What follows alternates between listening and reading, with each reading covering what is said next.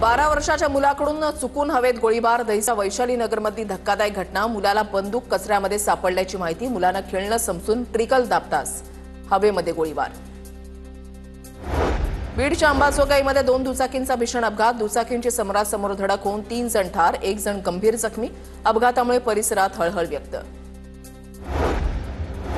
अमरावतीच्या राजापेठमध्ये एसटी बसचं शॉकअप तुटल्याची घटना. पंढरपूरसाठी जाणाऱ्या एसटी बसमधला प्रकार. चालकाच्या सतर्कतेमुळे अपघात टळला.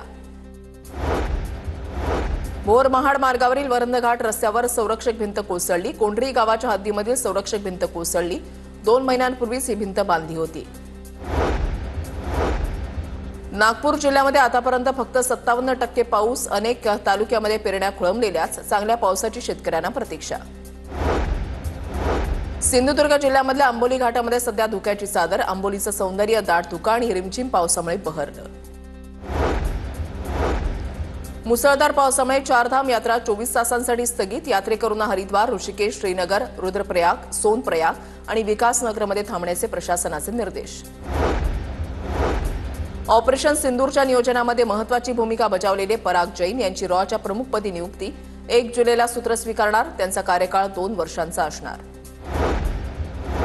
कल्याण उल्हासनगर रस्त्यावर बसचा अपघात.